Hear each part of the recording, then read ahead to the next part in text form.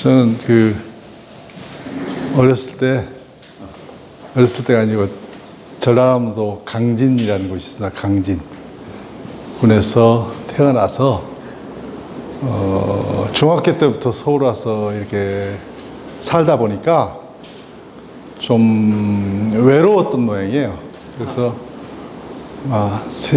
아까 뭐 말씀드렸습니다만은 공부도 이거저거 바꿔보고 특히 많이 돌아다녔습니다. 1년에 52주인데 대학 다닐 때 제가 거의 한 200번 정도는 여행을 다녔던 것 같아요.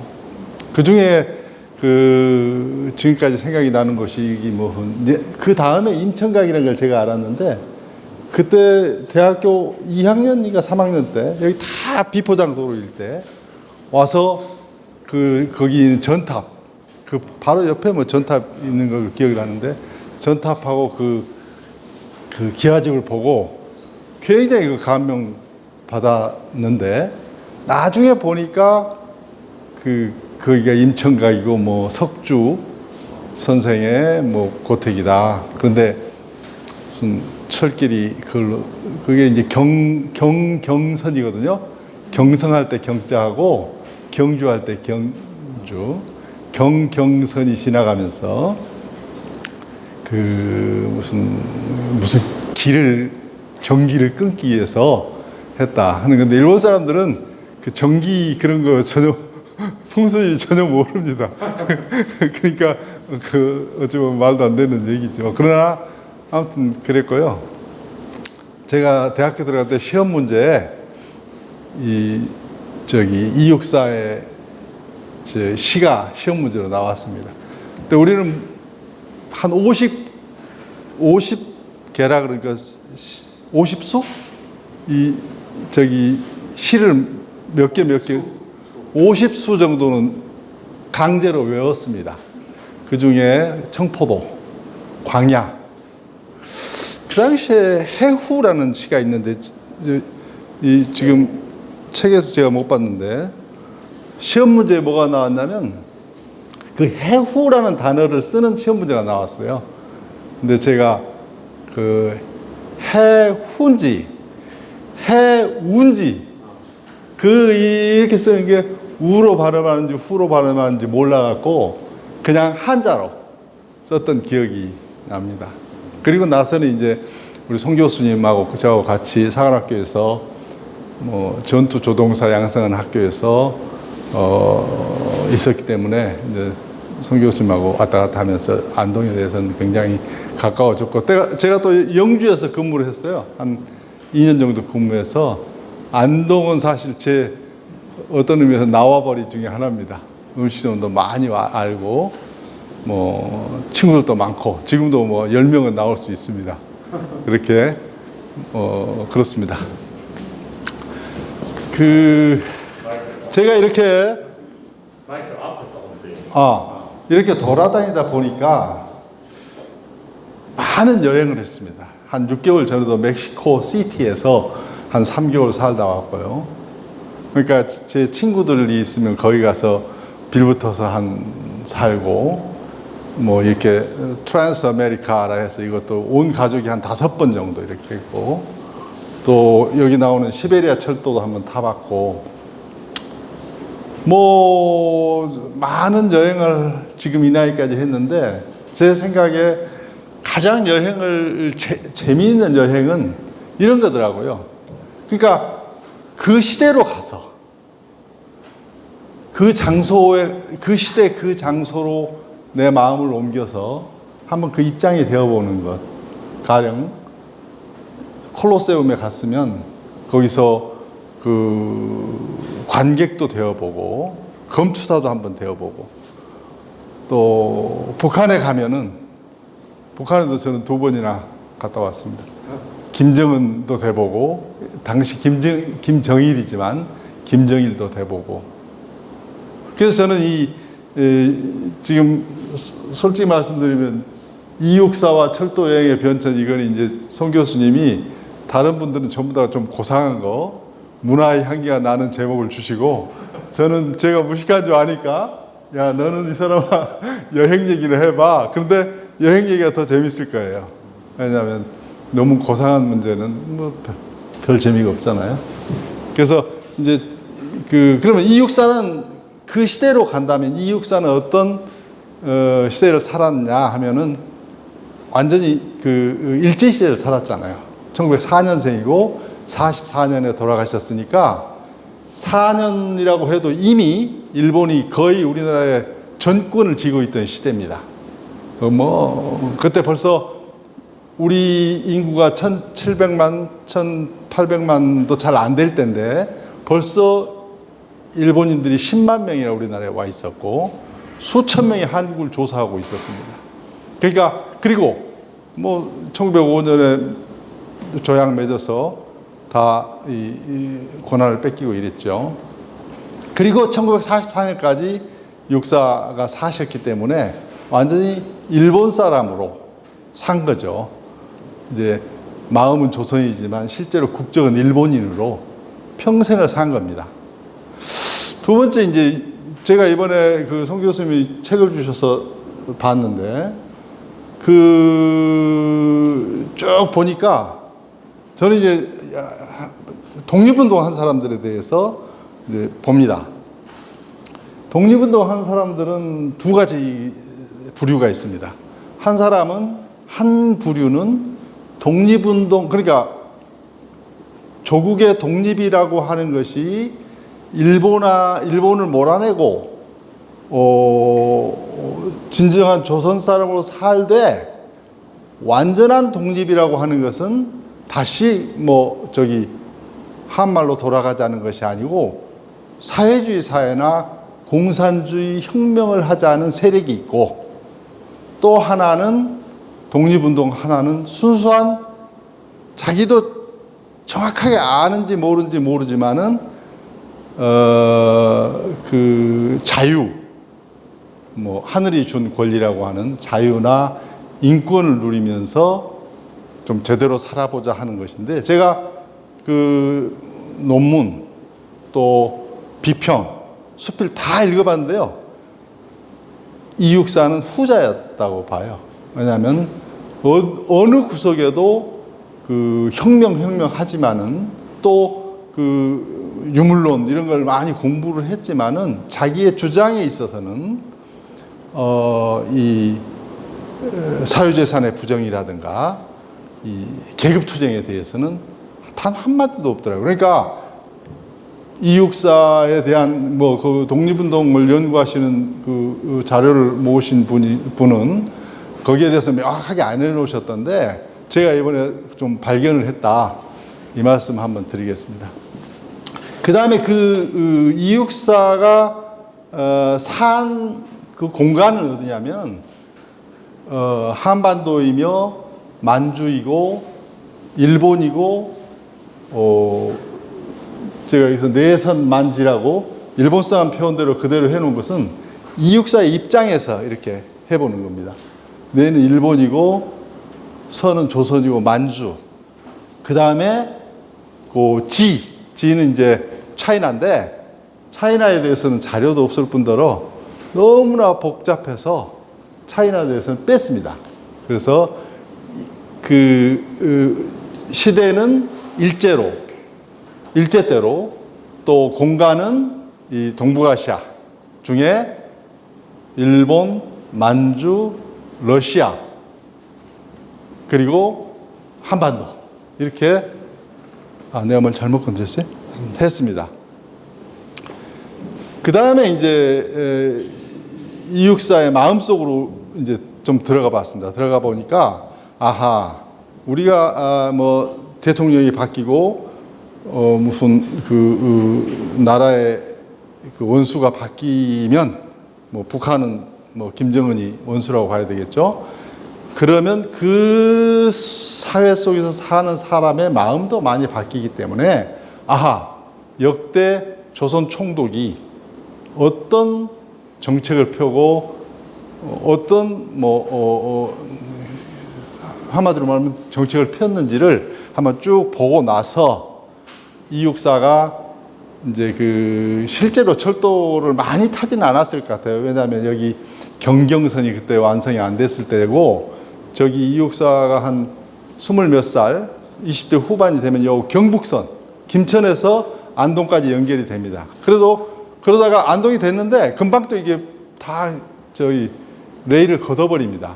왜냐하면 그때 이미 중일전쟁이 일어나서 물자 부족이 심각해져서 여기 문경, 점촌 이쪽에 있는 레일은 다 걷어서 가져가고 다른 데 쓸 정도. 그 당시에는 뭐 숟가락까지도 이렇게 공출을 받아야 될 그런 입장이었기 때문에 그렇습니다. 그렇기 때문에, 그런데 이미 이육사가 10대 때만 돼도 우리나라는 이 한반도 전체에는 면 단위까지 신장로가 다 건설됩니다.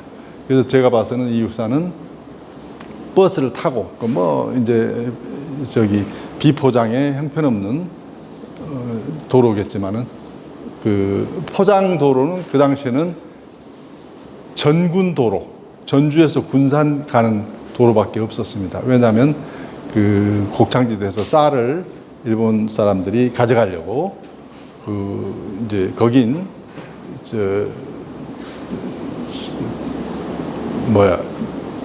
포장을 했지만 포장도로는 없었기 때문에 털털거리는 버스를 타고 동해 남부선, 그 다음에 경부선, 그 다음에 그 신석초한테 여러 번 갔기 때문에 호남선하고는 좀 거리가 있습니다만은, 그 다음에 경의선 넘어서 압록강 넘어서 또 봉천까지, 제가 봐서는 하얼빈까지, 또 이 길림까지, 또 상해까지, 남경까지 또 이렇게 다니셨다고 이렇게 봅니다.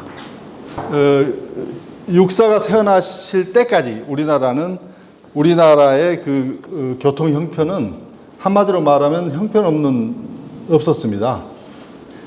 그때 비숍, 여러분 잘 아시는 비숍, 영국 지리학자죠. 그다음에 로웰은 미국의 천문학자입니다. 천문학 하는 사람이 왜 여기까지 왔지 하는데, 그 당시 천문학자들은 엄청난 갑부들이었습니다.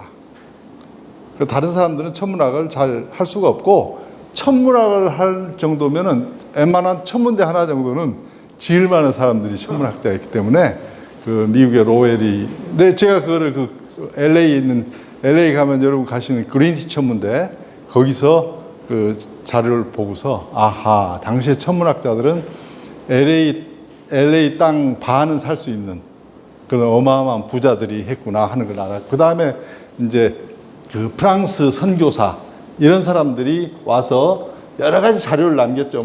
한마디로 말하면 형편없다. 형편없고, 골목에는 오물이 넘쳐난다. 이런 얘기였는데, 그런 거는 별 재미가 없으니까, 그 경성제국대학의 강사, 마텔이 쓴 걸 한번 제가 봤습니다. 인천에서 이제 출발해서 이제 경마 잡혀서 오는 거죠. 그럼 오류동에 와서 1시간 휴식하고 식사하는데, 마부들이 술과 담배를 좋아해갖고 술 먹고 취해서 사라지는 거예요. 노량진까지 와야 되는데, 여기서 우리가 뭘 알 수 있냐면, 여기서 이때까지 오류동까지 보통 9시간 정도 걸렸어요. 근데 이 약속이라든가 서로 계약이라든가 이런 데에 대한 개념이 전혀 그 당시에는 없었다. 그 다음에 도보. 우리 집안에, 우리 이제 직계가 아니고 옆에 집안의 할아버지가 그 당시에 나귀를 타고 금강산 탐승을 갔던 기록을 남기셨더라고요. 그런 거 보면 돈 좀 있는 사람은 말보다는 나귀, 그 다음에 조랑말을 많이 탔다 그래요. 말보다는 타고, 말은 사실 다루기 어려우니까 다녔지만, 그 다음에 가마는 신분에 따라서 이제 다 다르죠. 크기도 다르고 장식도 다르고 다 다릅니다. 그 다음에 그 말은, 그 무인들은 또 가마를 타지 못하고, 문인들은 가마를 타는데 무인들은 말을 타는 그런 정도였고, 그 다음에 저희 고향이 강진군 병영면입니다. 병영이라는 게 병마절도사가 근무하는 곳입니다. 그 병마절도사는 전라남북도의 모든 육군과 수군을 총통제하는 곳이었습니다. 그래서 이순신도 이제 저기 전라 자수정 갈 때 우리 동네 와갖고 우리 병사한테 이제 신고하고 가는 그런 곳이었습니다. 그러니까 수군도 자기 나름의 계통이 있는 게 아니라 육군의 그 지휘를 받았던 것 같아요. 근데 그 성터가 우리 국민학교 때 우리 학교였습니다. 학교였는데 그 성터 앞에 길이 한 길이었거든요. 한 길. 그러니까 큰 길이라는 뜻이에요. 신장로는 다른 데 있고. 그래서 큰 길인데 왜 그 문 앞에서, 그러니까 남문 앞에서 한 500m 가고 나서는 그 다음에는 논두렁으로 변했을까 하는 생각이 제 머리를 떠나지 않았어요. 근데 많은 자료를 보니까 그 당시는 그렇게 그 아주 중요한 일본 도로조차도 형편없는 상태였다. 그리고 냇가가 있으면 그냥 냇가 대충 그 자갈 딛고 가고, 그 다음에 뭐 이 다리도 떼짱이나 올려놓는 그런 정도 수준이었다 하는 겁니다. 이런 상태에서 있다가 거기 그 조금 이제 더 말씀드리면 역원제, 뭐 봉수제, 보부상, 장시 이런 것이 주로 저거였죠. 우리 마패 가지고 가서 그 공물이라든가 공문서 연락하고 서로 저기 하는 거. 그다음에 봉수제. 낮에는 불, 낮에는 연기, 밤에는 불로 서로 연락하는 거. 이런 정도였습니다. 그 다음에 보부상들이 한 우리가 1700만, 1800만일 때 보부상의 숫자, 그러니까 보찜 장수나 등찜 장수들이 종합적으로 보면 매일 풀타임으로 하는 건 아니지만 파트타임으로 하는 사람까지 하면 한 200만 명 정도가 이 보부상들이 있었다. 그리고 그 보부상들이 5일장 장에 모여서 이제 뭐 팔기도 하고 서로 정보도 교환하고 뭐 이랬다. 이런 정도였습니다. 그런데 이제 1904년, 1905년, 1906년 딱 2년간에 걸쳐서 경부선하고 경의선이 건설되죠. 경부선하고 경의선이 완전히 막 이 상전벽해 되는 거죠. 경부선하고 경의선 약 한 850km 정도를 건설할 때, 물론 뭐 여러 가지 자세한 얘기는 있습니다만은 경부선, 경인선이 건설됨으로써 우리나라 도시가 완전히 재편됩니다. 그러니까 도시들이 조그맣게 뭐 5,000명, 10,000명 이런 도시들이 합해서 대구 같으면 4만 명의 도시가 되고, 부산 같으면 부산도 한 10만 이하. 그리고 수원이 훨씬 약해지면서 서울로 편입됩니다. 거의. 그 다음에 공주는 약해지고 대전은 커지고, 충주는 그 전까지만 해도 엄청 큰 도시였는데 약해지면서 청주가 커지고, 그 다음에 진주가 큰 도시였는데 부산 때문에 진주는 뭐 도청 소재지까지 옮겨버리고, 뭐 다 이런 식으로 됩니다.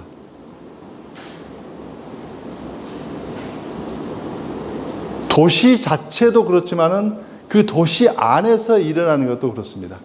이제 철도를 건설하면은 현재의 그 다운타운, 기존에 사람들이 사는 것보다도 한 1km, 2km 떨어져서 외곽에 이제 철도를 건설하고, 거기에 땅을 이제 개발해서 거기에 병원도 짓고, 주로 일본 사람들이 군사철도로 지은, 경부선조차도 군사철도니까 병원도 짓고 학교도 짓고 자꾸 찍으세요.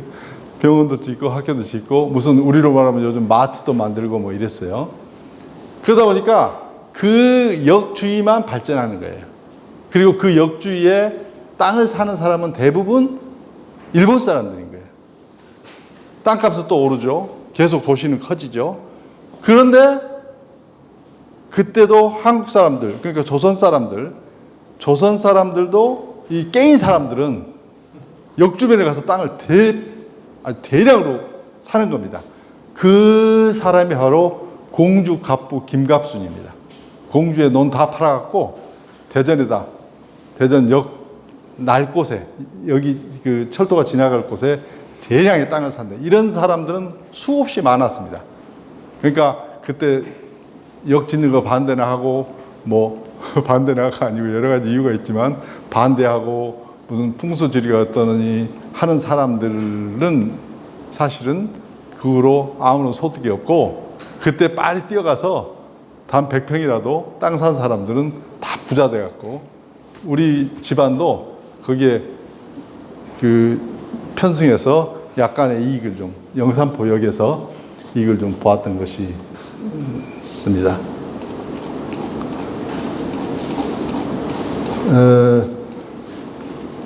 이렇게 넘겨야 되겠네. 이제 그 철도를 이렇게 놓는데 문제도 참 많았어요. 그렇게 해서 사실은 정말로 우리 근대화의 시발점이 됐죠. 엄청나게 폭발적으로 우리 그 생활 수준은 높아지고 좋아졌습니다. 좋아졌는데 문제도 많았어요. 땅을 이제 일본 사람들이 그 철도 당국에서 땅을 매입하는데, 이 사람들이 이게 순수하게 우리 사람들이 타는 역으로 설계하는 것이 아니라, 우리 유럽에 가보면 역 광장이 없잖아요. 역 광장이 그냥 들어가고 말지 않습니까? 그렇다고 그 주위에 부속지도 없어요. 근데 일본 사람들은 우리나라 역에는 다 역광장이 많잖아요. 거기다가 군수품을 쌓아놓기 위한 야적장입니다. 그래서 그거를 저 사람들이 요구하기는 한 4천만 평 정도를 요구합니다. 4천만 평을 요구합니다. 근데 우리 이제 유림 이런 데서 강력하게 반대해서 한 것이 총 2천만 평 정도를 땅을 가져가죠. 그러면 지금 대구역, 그 다음에 대전역, 저기 경성역이 되겠죠. 평양역, 신의주역, 역사마다 전부 다 이 엄청난 땅을 가지고 군수품을 쌓게 한 야적장, 또 그 주위를 일본 사람들이 와서 여관, 요즘으로 말하면 슈퍼, 또 학교도 만들고 이렇게 했습니다. 그러기 위해서 그러다 보니까 이제 요즘 이마트나 이런 큰 할인점을, 대형 할인점을 토요일 한 달에 2번 정도 일요일을 못하게 하듯이, 그때도 우리 그 조선 사람들이 그 대형 상점에 반발해서 그때 또 거기 대형 상점의 영업을 제한하고, 지금하고 똑같은 현상들이 일어났었죠. 땅값은 나진 같은 데는 순식간에 400배가 오릅니다. 그래서 나진에 땅 좀 산 사람들은 엄청난 돈을 했죠. 수용을 많이 했고. 그때 또 이제 1910년 이전에, 한일합방 이전에 의병 활동이 굉장히 많았습니다. 그러니까 일본 사람들이 보기에는 이 철도를 군용철도인데, 의병들이 보기에는 이건 우리 내게 아니다고 해서 계속해서 공격하고 불태우고 이랬습니다. 여러 역이 불타고 하죠.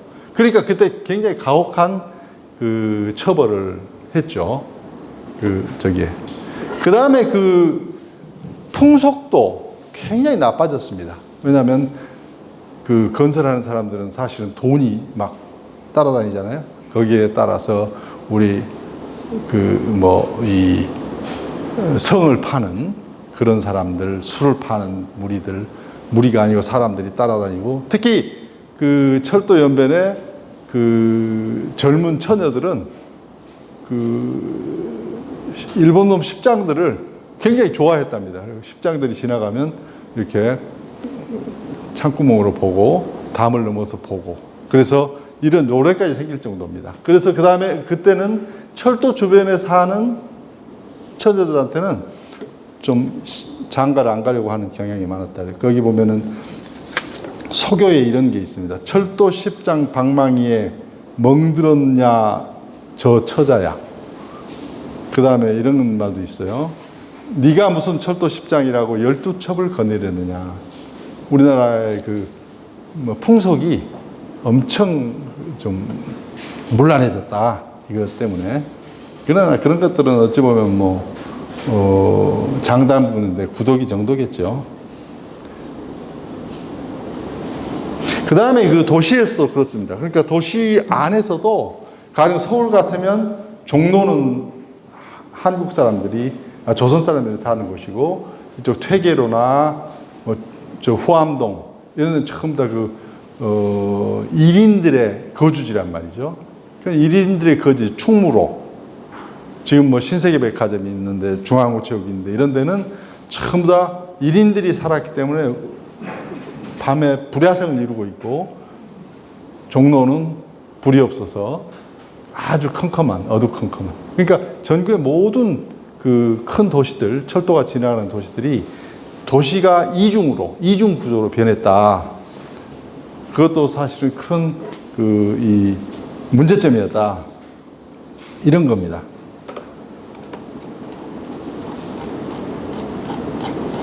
이렇게 해서 이 한강철교는 그 당시에는 나무, 소나무로 이렇게 받고 그 위에 돌 깔고, 그래서 그 위에 잔디, 떼짱이나 올리던 곳에서 한강철교를 만들었으니 이건 대단한 거죠. 그 다음에 경부선 완공하고, 경의선은 군대를 동원했는데, 경부선하고 경의선의 건설을 위해서 총 투입한 연 인원이 1억 5천만 명입니다. 1억 5천만 명. 1억 5천만 명이면 우리 인구 중에 여성 빼고 남성만, 그 다음에 어린이들 빼고 할아버지들 빼면은 우리 인구 전 조선의 건장한 남성들이 거의 한 달 정도는, 30일 정도는 그게 동원이 됐다. 근데 거기서 이상설, 제네바, 헤이그 만국 평화회의에 가서 이상설이 이제 일본 사람이 영향력이 있으니까 회의장에 못 들어오게 하잖아요. 거기서 발표한 것 중에 하나가 또 그런 것도 있습니다. 1인들이 와서 지금 우리 어린이까지 착취하고 있다. 과도한 노동에 시달리고 있고, 우리 건설 노동자들이 총으로 혹은 몽둥이로 맞아서 죽고 있다. 이런 것도 하고 있는데, 사실은 노동 착취는 거의 없었던 걸로 지금 기록 밝혀지고 있습니다. 왜냐하면 그쪽에서 전부 다 서류를 정리해서 그 당시에 봉급이 얼마였는데 누구한테 주고 집에 얼마 보내고까지 전부 다 나와 있기 때문에, 그러니까 우리가 이제 한다니까 돈도 안 주고 막 데려다가 부려먹었다 이렇게 하는 사람들이 많은데, 그건 좀 문제가 있다. 그 다음에 이제 1911년 되면은 압록강 철교가 완성되고, 그 당시에 조금 있다가 수풍댐이 완료돼서 50만 킬로와트, 우리가 국민학교 배울 때는 60만 킬로와트라고 했었는데 50만 킬로와트고, 총 7개의 댐을 만들어서 160만 킬로와트의 전력을 생산하려고 계획하다가 결국은 태평양전에서 짐으로써 못했는데, 그때 수풍댐이 세계에서 가장 큰 발전소였습니다. 또한 그 밑에 보시면 관부 항로, 도쿄 시모노세키 관부 연락선인데, 하루에 약 2만 명이 관부 연락선을 타고 왔다 갔다 했다 합니다. 생각해 보시죠. 그때 일본 인구 한 3,500, 4천만 명, 우리나라 이 조선 인구가 한 1,700만 명일 때 하루에 2만 명이 다녔다. 너무나 사람들이 탈 수가 없어서 너무나 붐비기 때문에 결국은 이 일본 동해안에서 특히 니가다에서부터 우리 청진, 나진, 운기 쪽으로 그 항로 배를 했는데 그 당시만 해도 동해안을 건너는 것은 굉장히 위험했던 모양이에요. 그렇지만 용기를 가지고 또 그 나진을 통해서 러시아와 이 만주를 놓고 싸우는 러시아와 이제 전쟁을 할 수 있었다. 그런 얘기입니다. 그 다음에 보시면은 그 북선 루트 일본으로서는 서해안이겠네. 동해를 거쳐서 20년간 100만 가구의 만주 개척인들이 이동했다. 나진의 부동산은 400대 급등해서 그냥 그 벼락부자들이 속출했다. 이런 얘기입니다.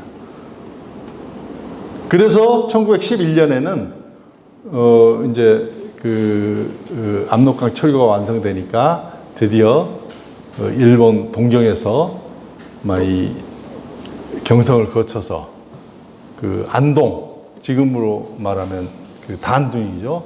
안동을 거쳐서 심양, 봉천, 그 다음에 장춘, 하얼빈, 베이징, 천진을 거쳐서 베이징까지의 국제열차들이 이제 운행되기 시작하고 그 열차를 타고 또 연결시켜서 동청철도를 타고 모스크바로 베를린으로 파리까지 연결됐다.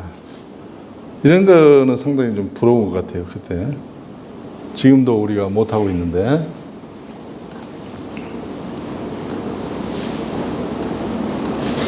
그 다음에 1925년에 그 서울 역사가 준공됩니다. 200만 원을 주고 200만 원은 요즘으로 말하면 한 2천억 정도 되는 돈입니다. 2천억 정도 되는 돈을 들여서 그 서울 역사를 했는데 그 양식당 그릴 1925년 양식당 그릴은 국내 최초. 제가 철도청 들어갔을 때 이 양식당 그릴 그때도 그릴이었습니다.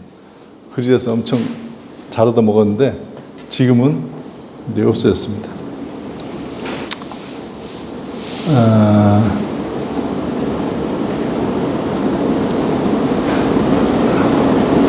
그래서 이제 1908년에 이미 급행열차는 우리 경부선에 있었습니다. 그런데 특급열차, 국제선 특급열차는 1936년부터 이제 들어오기 시작하고 그 이전에 우등열차는 34년부터 들어오기 시작합니다. 그리고 41년에 이제 그 전쟁에 좀 패하게 되니까 전쟁이 불리하게 되니까 결국은 특급열차 이런 거 다 저기하게 되는데 그때 이미 침대, 식당차 등 그 다음에 요 전망차 이런 걸 다 갖추고 있었어요. 그러니까 지금하고 뭐 조금도 차이가 없는 그런 였습니다. 그리고 우등열차는 아까 특히 이거는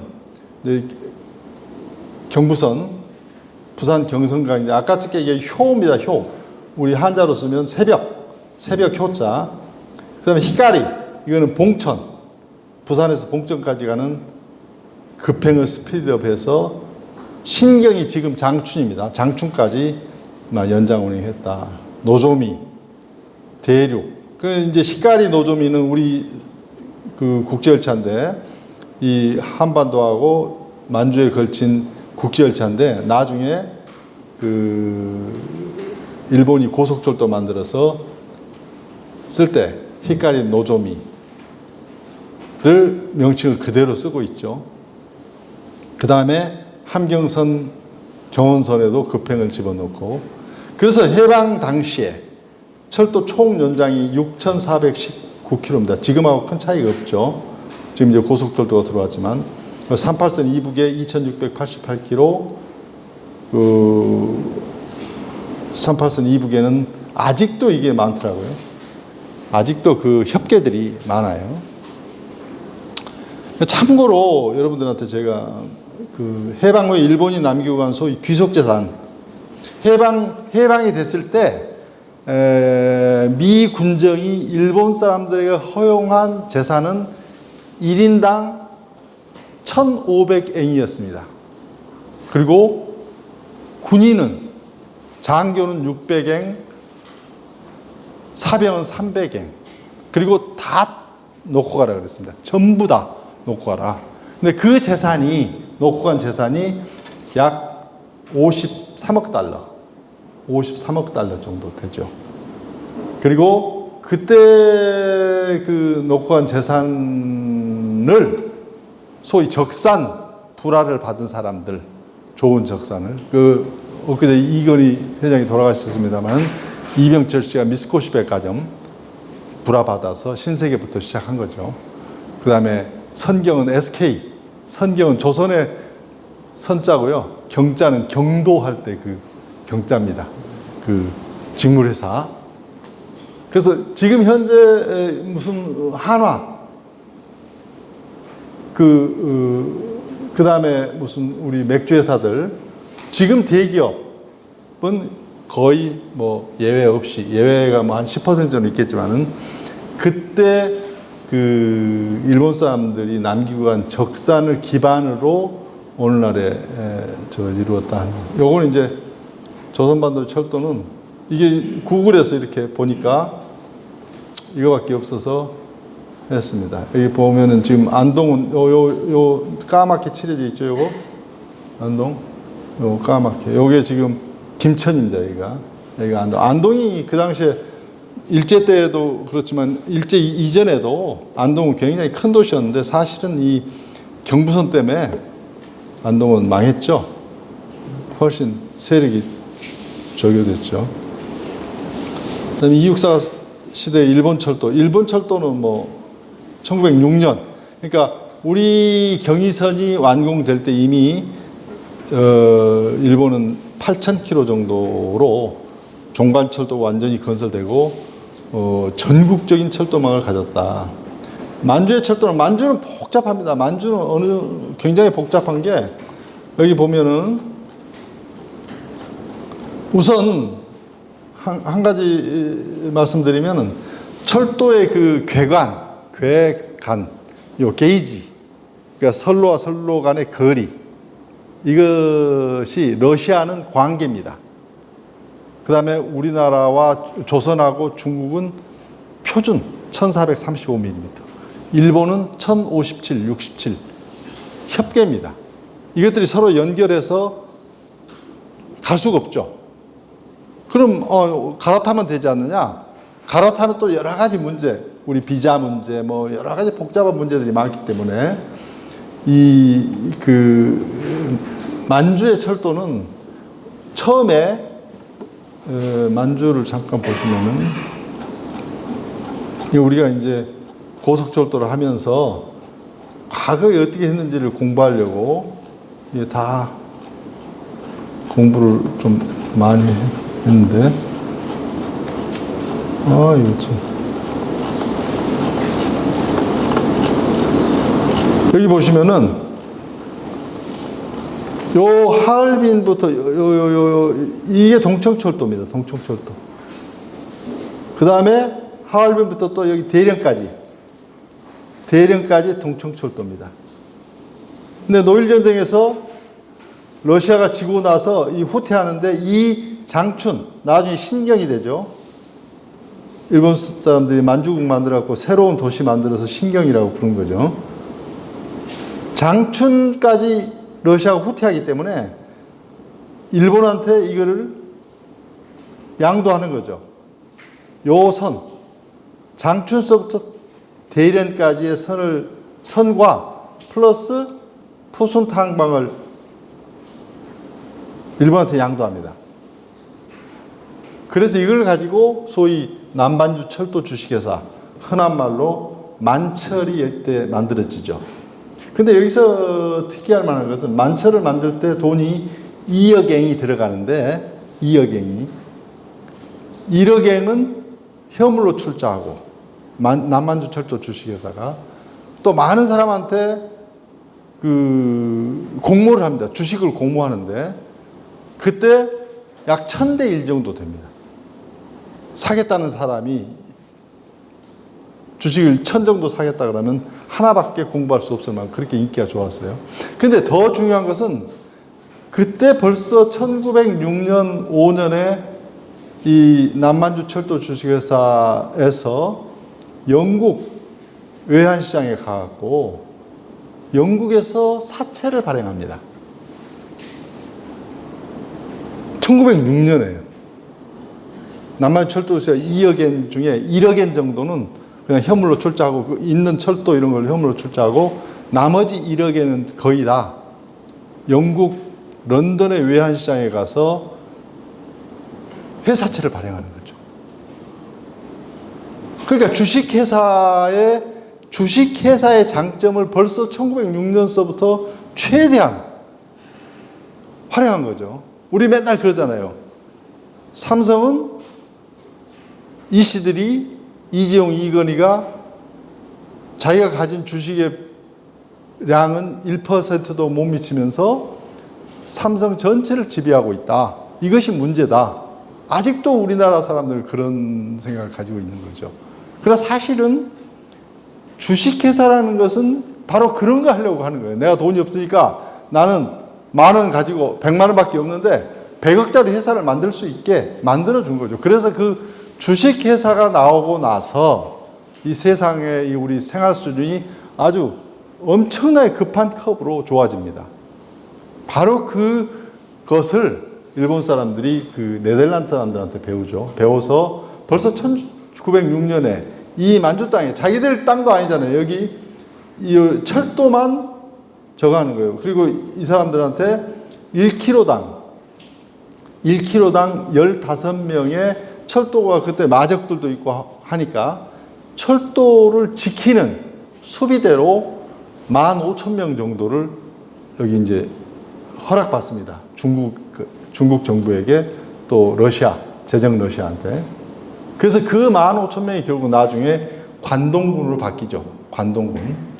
바뀌어서 결국은 만주사변 일으키고 만주국 만들고 그 다음에 중일전쟁까지 가는 거죠. 복잡합니다. 그 다음에 그 당시에 여기는 장주월이 장장님이랑 군벌이 이 철도 빼놓고는 또 자기들이 지배하고 있었어요. 군벌이 지배하고 있었어요. 그런 복잡한 속에서 이 국제열차가 운행됐다 말았다 하죠. 그리고 또 국제열차도 가격이 다 다르고 복잡했어요. 그 다음에 열차를 운행하려면 또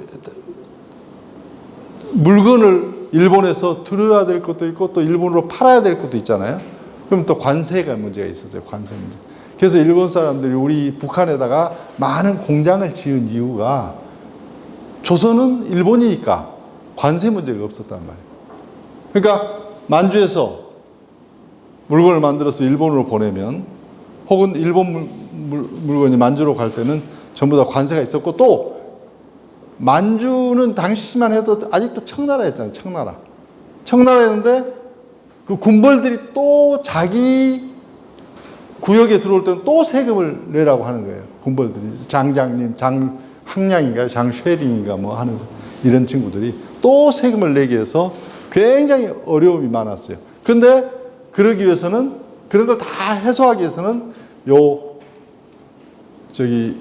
조선 땅에다가 화학 비료도 그렇잖아요. 비료도 여기 만주에서 쓸 비료를 조선에서 만들었단 말이죠. 그 다음에 안산제철소, 여기 대련 옆에 있던 안산제철소도 신의주에다 옮기려고 다 계획을 하고 있었는데 결국은 못 옮겼죠. 이제 나중에 전황이 불리하니까 뭐 이렇습니다. 대충 하여튼 그때 우리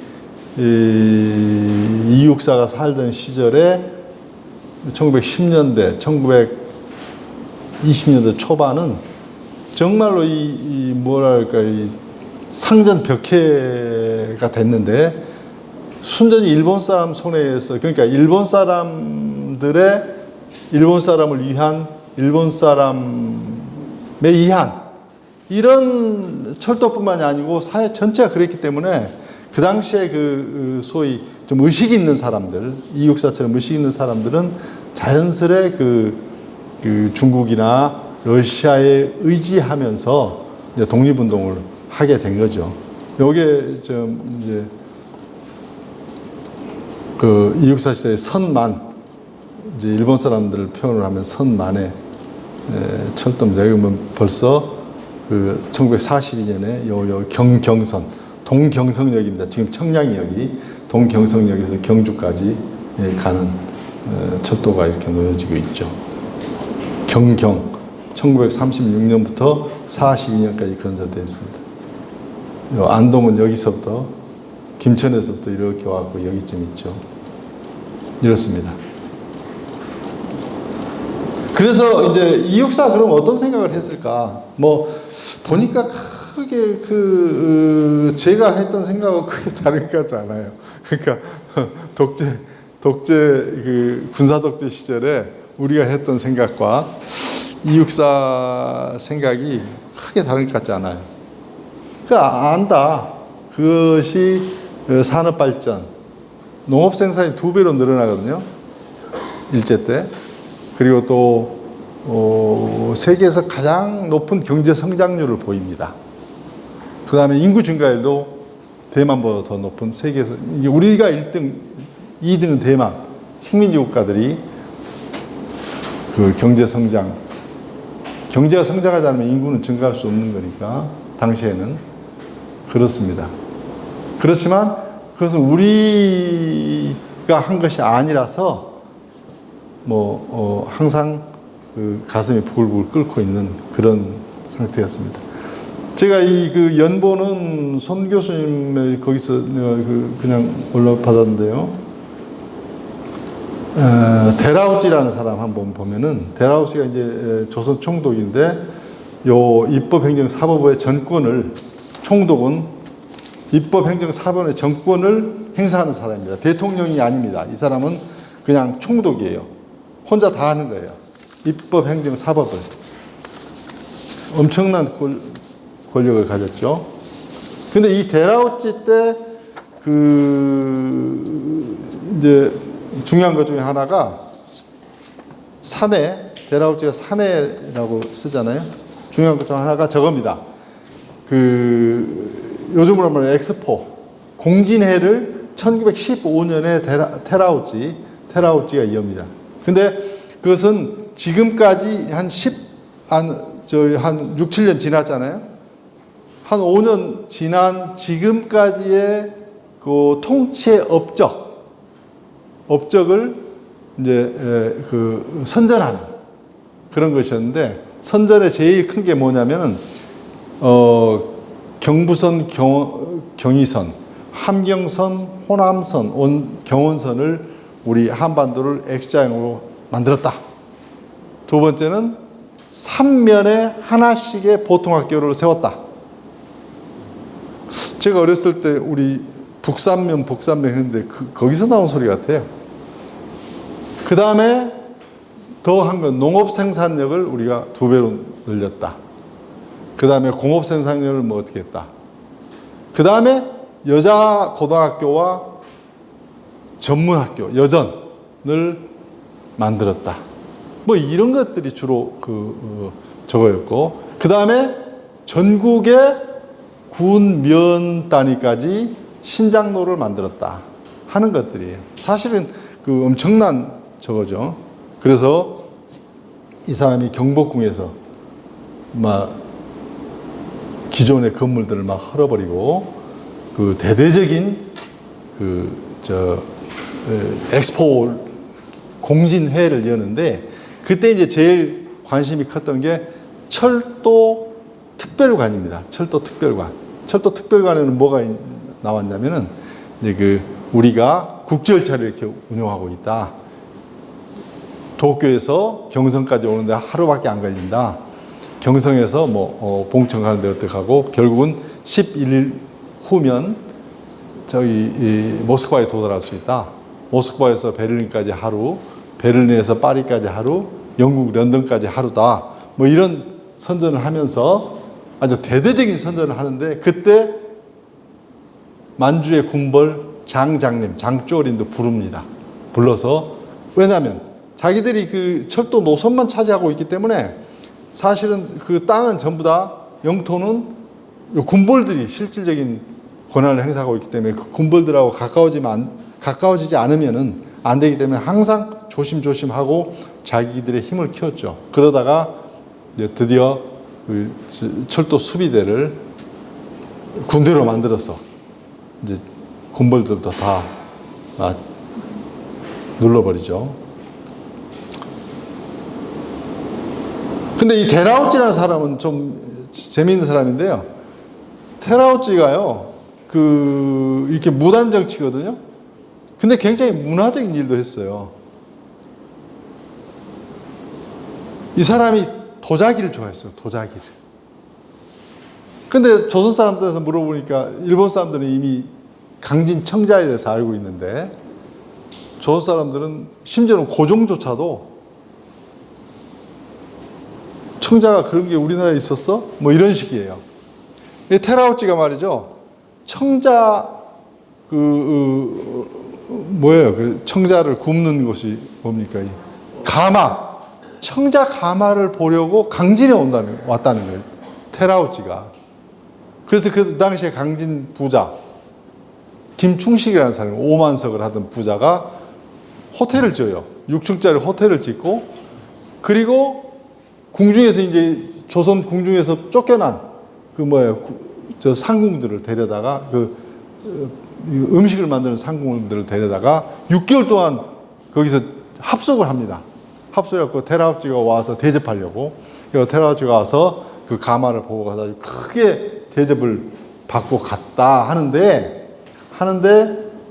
그래서 요즘 우리 강진의 그 백반이 아주 유명한데, 그 백반이 거기 그 전통이다. 그때 만들었던 그 테라우찌를 대접하던 한식이다. 이런 얘기를 우리 강진 신문에서 하고 있는 걸 내가 봤습니다. 그 다음에 여기 보면 의열단에 가입했다는 주장. 의열단에 가입했건 안 했건, 의열단은 사실은 나중에는 저기하고 ML하고 서로 저기하죠. 의열단을 가입했건 안 했건, 제가 보기엔 정확하게 제가 하여튼 글자 한 줄 한 줄 다 읽었는데, 이 육사는 사회주의나 공산주의에 경도되지 않았던 것 같아요.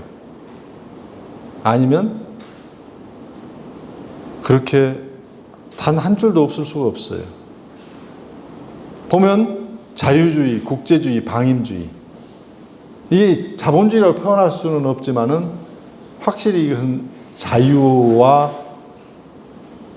자유시장이라기는 아직 너무 빠르지만은 계급투쟁, 사유재산 철폐는 없어서, 그래서 저는 상당히 기분이 좀 좋았습니다. 이 육사를 좀 책 두 권 가지고 공부하면서. 그 다음에 2027년에 폭파 사건에 연루된 혐의, 조선일보가 1927년에 사설에서 서울에 있는 그 땅을 조사해 보니까 일할 7분밖에 조선 사람 게 아니고 나머지는 전부 다 일본 사람 거더라, 서울 땅이. 그 다음에 금융, 돈은 5%만 조선 사람 거고 95%는 일본 사람 거다는 사설을 실을 때예요. 그러니까 보세요. 여기 대구 지점 폭파. 조선은 왜 하필이면 역도 아니고 무슨 경찰서도 아니고 대구 지점이냐. 저는 거기서 아하, 이때 그 금융 문제가, 그러니까 돈이란 돈은 다 일본 사람들이 쓸고 있었구나. 그래서 아마 이 은행이 하나의 그 타깃이 됐지 않냐, 이런 생각을 했어요.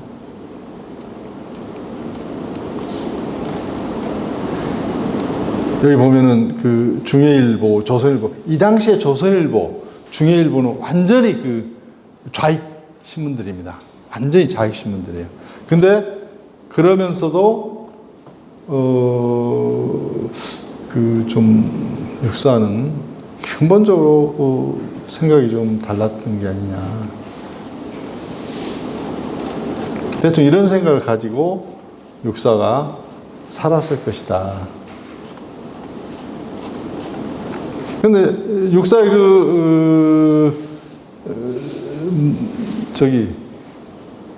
독립운동에 대해서는 조금 공부를 좀 더 학자들이 연구할 필요가 있는 것 같아요. 아무튼 좀 그랬을 것이다. 증거가 좀 없이 그랬을 것이다. 그래서 좀 아쉬웠어요.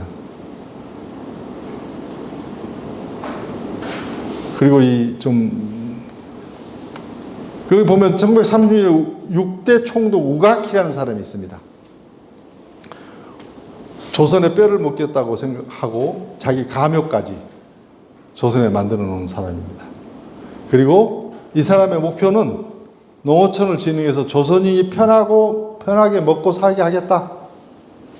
이 사람 한 6년 정도, 5년 이상 총독을 하죠. 그래서 이때 나온 말들이 자력갱생, 조선이 스스로의 힘으로 다시 갱생하자. 남쪽은 면화, 북쪽은 양. 금증식하자. 내선일체, 선만일은 조선 중심의 조선 발전을 강력 추진한 사람입니다. 조선 전통문화 연구와 보존, 조선 영화 육성 등 문화 사업에도 상당히 문화에도 신경을 좀 썼고, 그거 보면 이제 1936년부터 41년 사이는 사실은 이때는 암담한 시대입니다. 일본은 막 일취월장해서 세상을 다 막 중일 전쟁해서 이 중국 동쪽 해안들을 다 먹고, 이미 만주는 평정했고, 남한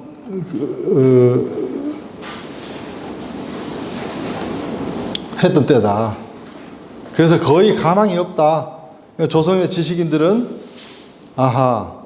우리가 살 길은 이제 일본 사람들 비 맞춰서 했건 죽지 않고 살아야지, 여기서 괜히 계란으로 바위 쳐봐야 필요 없다.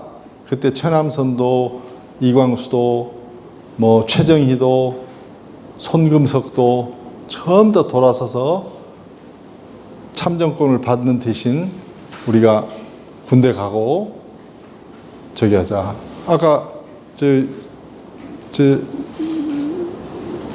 우리 장인이 일본에서 학교를 다니셨는데, 그때 자기들도 그런 생각을 했다는 거예요.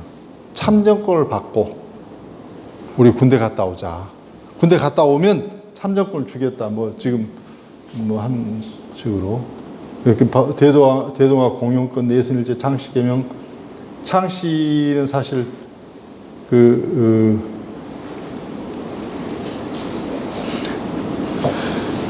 우리가 김선호 이렇게 돼 있으면 이 이름은 중국 이름이다. 일본 사람들 주장하기를. 그러니까 네 이름을 시를 하나 만들어서 네가 주체적으로 불러라. 그리고 일본 사람하고 우리하고 더 유전적으로 가까웠고 지금까지 관계를 봐도 가까운데 왜 중국성을 따르느냐, 중국식의 이름을 따르느냐, 창시해라. 그런 거예요. 그래서 지금 일본은 자기들 창시한 사람이 하도 많아서 33,000개 정도의 성이 있다는데요. 우리나라는. 그 다음에 제가 41년에 아까 옥비 여사님 뵈서 영광인데요. 38살에 딸을 낳았단 말이에요. 이게 이때 사실은 육사가 그렇게 어떤 생각이었을까? 그러니까 딸을 낳는 게 문제가 아니고 처자식을 거느리게 되면 사람이 이제 약해지잖아요. 모든 문제를 다 처자식으로만 생각이 되어 있단 말이에요. 그것은 진화생물학에서 완전히 증명이 끝났습니다. 사람은 자기 자식을 위해서 산다 하는 걸로 끝났어요. 이미 다른 무슨 엄청난 고상한 생각을 다 가지고 있지만 궁극적으로는 자기의 유전자를 번식시키기 위해서 자기 자식을 위해서 산다 하는 것이. 근데 이때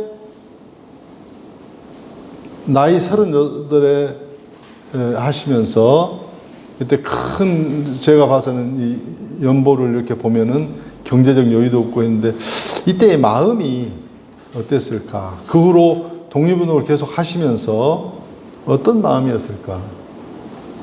참 그런 것 같아요. 우리가 보통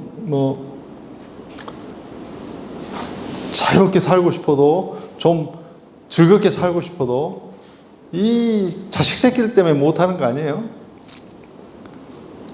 저는 학교 다닐 때 좀 데모 좀 했지만 항상 하다가 뒤로 빠졌어요. 왜냐하면 우리 부모가 너무나 슬퍼하실까 봐서. 그리고 지금까지 뭐 공무원 생활, 회사 생활 했지만은 다 참고 한 게 다 사실 새끼들 때문에 참은 거 아니에요? 근데 야, 이 양반은 딸이 태어났는데도 계속 저거 하고, 그 다음에 자기의 그 윤세주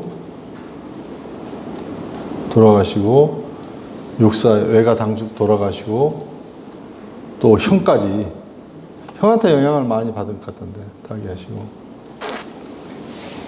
그 다음에 36년부터 42년 사이, 이제 전쟁이 막 저기 할 때, 특별 지원병 제도를 미남이, 남자가 미남이거든요. 지원병 제도를 만드는데, 이때 지원병이 엄청 인기가 좋았어요. 지원병의 조건이 말하자면 보통학교 나올 것인데, 그 당시 보통학교는 지금의 대학보다 훨씬 높은 수준이었던 것 같아요. 우리 면에 한 아버지가 다니던 그 국민학교에 43명밖에 안 다녔다 그래요. 그러니까 지금으로 생각하면 인구가 그때 꽤 됐는데 43명밖에 못 다녔다고 하는 것은, 그 초등학교 나오면 그래도 상중하에서 상이란 말이에요. 상. 이런 조건, 그 다음에 신체 건장할 것. 두 가지 조건이 이제 제일 큰데, 그런데도 불구하고 20대 1이 넘었고 5, 60대 1, 보통 5, 60대 1 정도 됐다. 지금 이 미나미가 지원병 제도를 만들어서 했던 게, 이제 매년 3,000명씩 하려고 하다가, 그 다음에 이제 당시의 자료들을 보니까 혈서 쓰는 게 아주 유행이었더라고요. 다들 혈서, 와다시오, 지원병니, 도떼꾸다 사이, 받아주셔. 이렇게 딱 쳐. 옛날에요, 제가 왜 유행인지 아냐면은, 우리 아버지 사진을 보니까 아버지 친구들하고 이렇게 모여서 뭐 보국 딱 써놓고, 모자. 그건 저는 어렸기 때문에 그때 저거였죠. 이게 좋은 건지 나쁜 건지 아무것도 몰랐어요. 근데 동네 동각에서 딱 써놓고 뒤에 또 똑같은 거예요. 와다시오. 지원병으로 받아달라. 혈서. 그래서 박정희가 그 만주 군관학교 가면서 혈서를 썼다고 이제 우리가 하면서, 이건 나쁜 놈이라 그러는데, 가만히 생각해 보니까 그때는 이 혈서 쓰는 게 굉장히 뭐 그렇게 흔했던 것 같아요. 그 다음에 아까 그 중공업파 아시고, 북경. 이렇게 해서, 하는 것이다. 그게 이제 진짜 이런 마음, 이제, 때는 좀 쉬었다 할까요? 계속 해버릴까요? 예. 때는 일제 때잖아요. 일제 때. 그리고 일본이 만주와 한국, 조선 반도와 또 일본을 다 통치하고 있던 때나 마찬가지인 시절이잖아요. 그래서 때 장소는 그렇고, 또 이제 아까 총독의 여러 가지 정책들을 말씀드렸지만은, 그 시절에 이육사는 일본 식민지인, 일본 국적으로 치는 일본인으로서 온전히 일본 식민지 세를 살았다. 제가 보기에는. 그 다음에 조국의 완전한 독립, 맨날 독립운동가들이 맨날 하는 말이 조국의 완전한 독립이었거든요. 조국의 완전한 독립. 그 완전히 무슨 뜻이냐? 가는 김원봉 같은 사람은 뭐 이번에 무슨 뭘 준다고 하는데, 저는 그런 거 100% 반대예요. 왜냐? 그 완전히 바로 공산주의니까. 근데 분명히 육사는 이 완전한 천부의 자유와 인권이 보장되는, 이렇게 정의는 자기가 해놓지 않았지만은 그런 완전한 독립을 원했다 하는 것이고요. 그리고 그래서 봤을 때 완전히 그 일본의 통치 시대에 일어나는 여러 가지 경제 성장, 질병이 줄어들고 도로, 철도 이런 문제에 대해서 크게 부정적으로 생각하지는 않았던 것 같아요. 단지 이제 우리가 광야 이런 시에서 보면은 우리는 육사 시를 제대로 배웠습니다. 왜냐하면 그 당시 우리 국어 선생님이 우선 외우기 하고 작살 내버려요. 4-5개 딱 외우기 하고 그 다음에 해석 마음대로 해석 절대 못해요. 쫙 자기가 해석해 그대로 달달달해요. 그 이제 시험을 대비도 그랬지만 그 양반은 그 애국심에서 근데 그 광야에서 상당한 뭐랄까 지금은 정확하게 모르겠는데 그때 우리가 민족의식 같은 거 그 애국의식 이런 거 굉장히 느꼈단 말이죠. 광야에서. 근데 또 그 다음에는 그때 이제 육사가 철 들고 근데 철 들고라면 보통 우리가 20살, 30살이라고 생각하는데 철은요 초등학교 때 들거든요. 초등학교 때 들어요. 보면 그 시절은 더 그랬을 거예요. 제 경험을 보면 맨날 학교 가니까 우리에서 오는 통일 노래만 부르는 거예요. 국민학교 2학년 때 아버지한테 심각하게 아버지 우리나라가 통일되면 제가 목숨을 죽어도 좋아요. 이러는데 진짜 내 마음속으로 그렇게 한 거예요. 아버지한테 그러니까 우리 아버지가 또 두들겨주면서 야 훌륭한 아들을 뒀다. 근데 우리 아버지는 참 문제가 많은 분이에요. 아니 그 아들의 목숨이 그렇게 아깝지 않았을까? 근데 또 우리 아버지는요 더 한심한 사람인 게 어느 날 제가 27살 때 군대에 있을 때인데 아버지가 갑자기 오셨어요. 그러더니 그 부잣집 딸이 부잣집에서 너하고 그 자기 딸하고 결혼시키자 그런다 그래요. 그러니까 그때 우리 생각에 지금 같으면 안 그러는데 그때 생각에 아니 아버지 무슨 돈 같은 거 갖고 결혼을 해야 하고 내가 했어요. 우리 아버지가 뭐라는 줄 알아요? 딱 내 무릎을 치더니만 너는 내 아들이다. 훌륭하다. 이러는 거야. 그런데 말이죠. 그때 그러지 말고 야 돈도 중요한 거다. 지금 종로 3가에 옛날 사마고속짜리 거기에 9층짜리 빌딩이 그 사람 거예요. 내가 지금 맨날 거기 지나갈 때마다 야 저거 내 건데. 그래서 결국은 제가 봤을 때 육사의 시대, 육사가 살았던 공간, 그리고 육사가 살았을 때 여러 가지 사회 상황으로 봤을 때 육사가 어떤 느낌을 어떤 생각을 했겠는가 하는 것은 경부철도가 육당의 경부철도가가 8시까지 오케이 경부철도가가 다 말해주고 있다. 저는 이것을 이제 경부철도가 1908년이라고 하더라고요. 근데 우리 철도박물관에는 1905년으로 쓰여 있어요.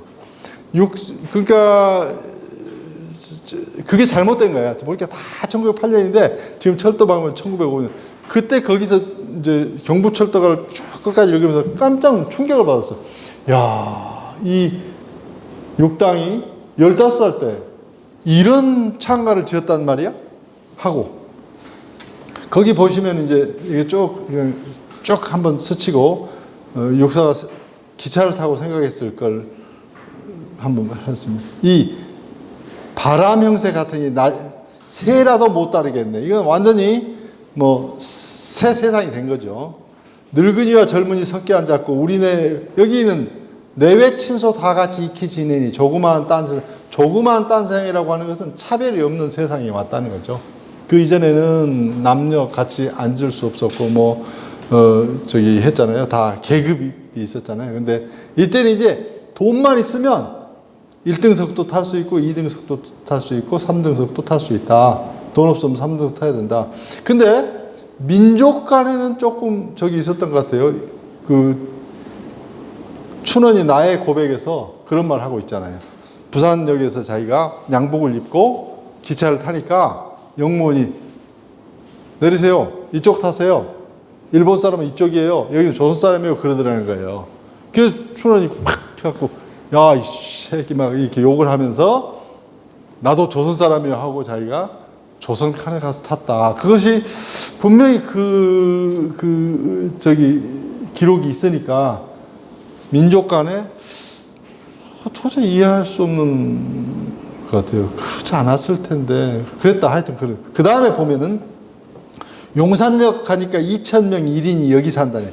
새로 이룬 저자는 모두 일본집. 2,000여 명 1인이 여기 산다네.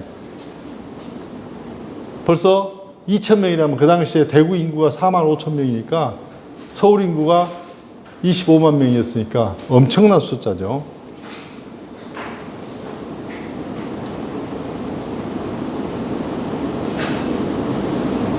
좋은 집은 다 벌써 1908년에 일본 사람이 살던 집이다. 그 다음에 쭉 여기 성환역 보면은 15년 전인데 50년 이게 잘못된 것 같더라고요. 이거 원본을 가지고 한 건데 15년 전 요 성환역 여기서 청일전쟁이잖아요. 일청전쟁.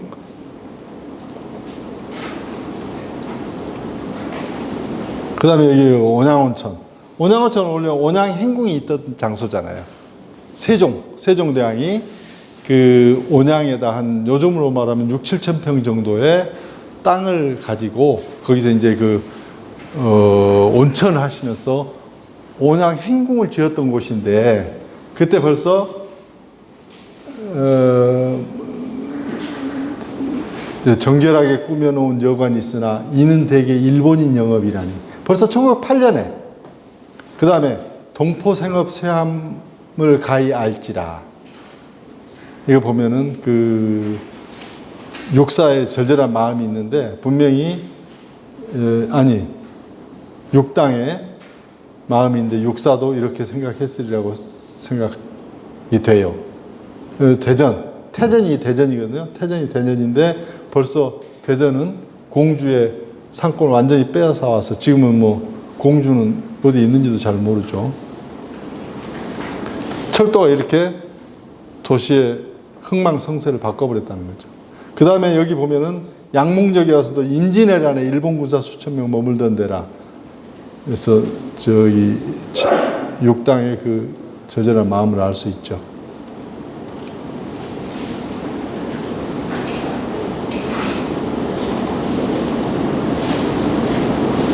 삼낭진 여기가 삼낭진 이제 저쪽으로 분기되는 곳이거든요.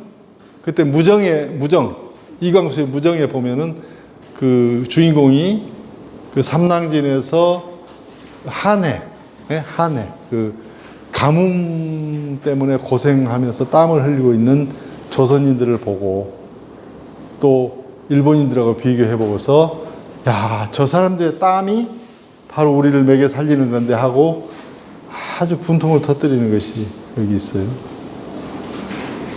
그다음 부산진 한번 보시면은 수십 분을 지난 후 다시 떠나서 한참간이 부산진 거기로구나. 우리나라 수군이 있을 때에는 초선 두어 요해처 방비하더니 해외 도적 여범이 끈이었는지 남의 힘을 빌려서 방비하는지 해방함 한 척 없이 버려두었고 있는 것은 외국기 날린 배로다. 다 그런 소리를 써놓고 있어요. 써놓고 있습니다.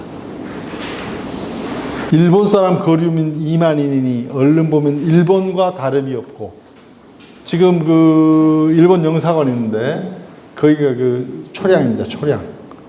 조그만 종선도 1인이 부려. 우리나라 사람은 조그마한 종선도 1인이 부려. 일본 사람이 부려. 우리나라 사람은 얼른 못하네. 그러니까 1908년에 벌써 이렇게 돼 있었고 이제 그 한일 합방과 약 35, 6년 정도의 통치를 통해서 44년에 육사가 돌아가셨으니까 그때는 더 심했고 아까 말씀드렸지만 우리나라 재산에 아까 경성은 그렇다 치고 전 재산의 약 80%가 일본 사람들 손아귀에 있었죠.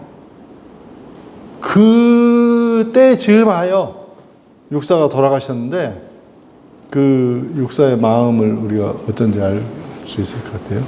그 경의철도가 있는 문전의 옥토는 어찌 되고 쪽박이 신세가 웬일인가. 밭은 흘려서 신장되고 집은 흘려서 정거장되네.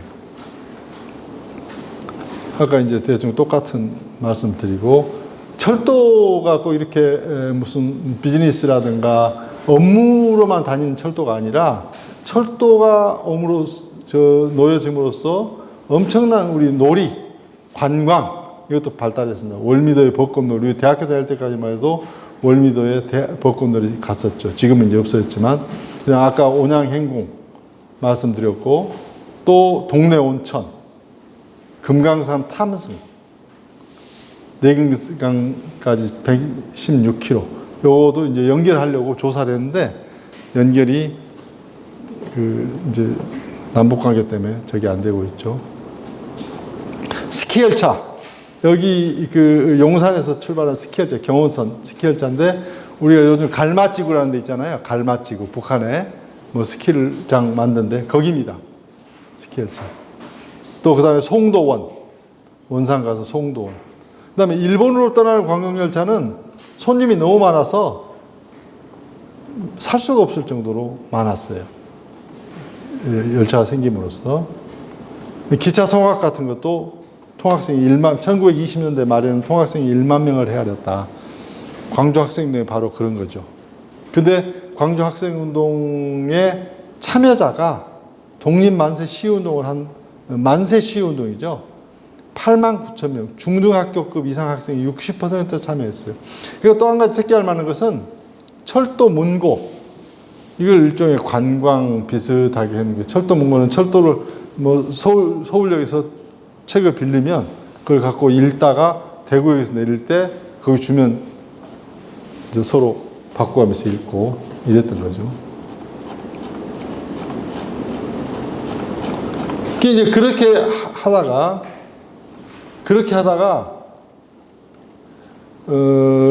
이제 경부철도가를 보면 이육사를 다시 이제 이쪽으로 오늘날에 우리가 이육사 시대로 가지 말고 이육사를 오늘날에로 다시 살려서 끌고 오자.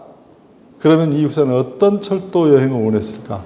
깜짝 놀랄 거예요. 야, 어찌 다 철도가 끊겨버렸냐? 그리고 그때나 지금이나 뭐 변한 게 없네? 또 그런 생각도 하실 거고.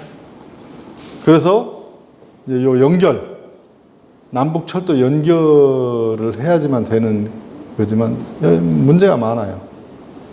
북한 철도는 지금 다 단선이에요, 단선. 한 노선이에요. 한 30km만 복선이고. 그러니까 북한의 철도를 운행하려면 우리가 전부 다 놔줘야 돼요. 근데 제가 여기서 20조라고 했지만 철도 복구비만 해도 한 6, 70조 정도 들어가야 될 거예요. 이 건설비를 어떻게 조달할 거냐. 그리고 건설비를 쓰면은 이제 북한에 달러가 유입되는데 이거는 지금 유엔에서 막고 있잖아요.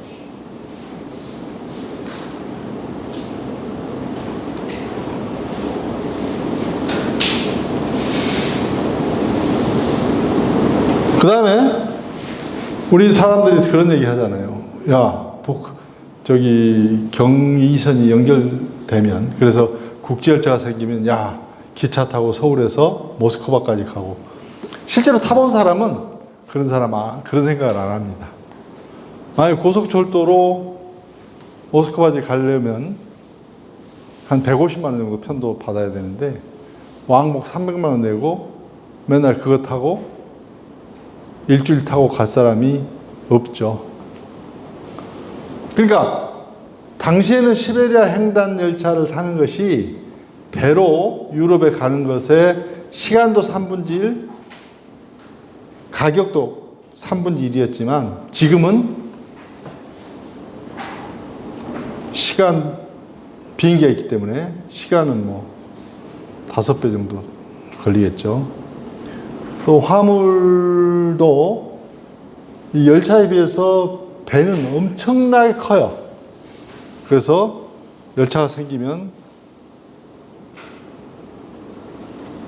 대쌌이 엄청 떨어질 거다. 그래서 경제성이 참 문제더라고요. 제가 이 논문 쓰다 보니까. 선로 개량. 선로는 개량비나 신설을 만드는 거랑 큰 차이가 없습니다. 이 돈이. 괴간. 괴간이 이제 러시아하고,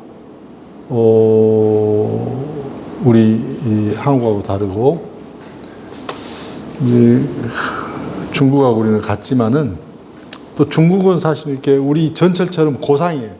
전철 타면은 그냥 문 열면 바로 이렇게 들어가잖아요. 근데 우리는 기차는 우리는 계단을 딛고 올라가야 되잖아요. 일본하고 중국은 고상호흡을 쓰는데 우리는 저상호흡을 쓰죠. 이건 제가 뭐 현역으로 있을 때 엄청나게 싸웠지만 그건 안 됐어요. 근데 그러다 보면은 철도 이용료 효율이 굉장히 떨어지죠.